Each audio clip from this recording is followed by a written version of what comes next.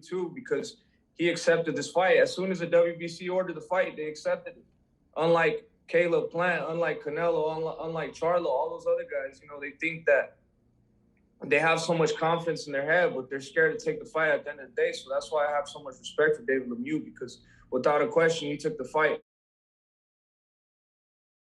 Tyson Fury is planning to retire from pro boxing, and he's planning to go the Mayweather route, exhibition. First up is Ngannou. Even though he hasn't finished business in the heavyweight division, but that's another video. Tyson Fury and Bob Arum believe that Tyson Fury can be bigger than Mayweather in the exhibition route. They think Tyson Fury and Ngannou is going to do more than McGregor versus Mayweather. And those are big shoes to fill. I mean, that fight had the second highest live gate in boxing history, 55.5 million. And of course, we all know who's number one, right? It's the Manny Pacquiao Mayweather fight, which was 72.2 million, which wasn't an exhibition fight. Should have been.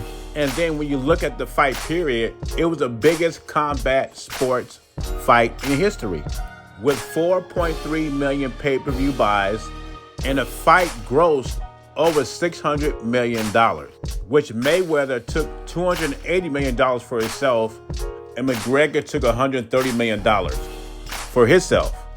Now, is Tyson Fury gonna be able to get $280 million fighting Ngannou?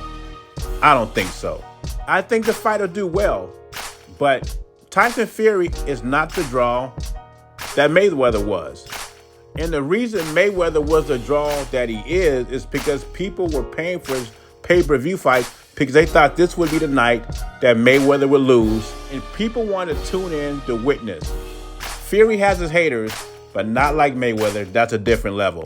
So I have to disagree on Uncle Bob on this one. I do not think this fight will be bigger than McGregor and Mayweather. Benavidaz is at it again, talking about everyone's scared to fight him.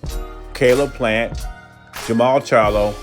Then he says Canelo were all scared to fight him. They did not have the confidence to get in the ring with him. The interviewer also mentioned that Canelo is trying to be undisputed at 175. And he kind of asked Benavidaz, was he interested in moving up to 175? He says he's not ready to move up yet. He's close to getting a legit title at 168. He says a lot of fights at 168 to be made. He said if he can't make the fights at 168, then he'll probably move to 175. Now let me go back to what he said. David Lemieux was the only guy that stepped up to fight him.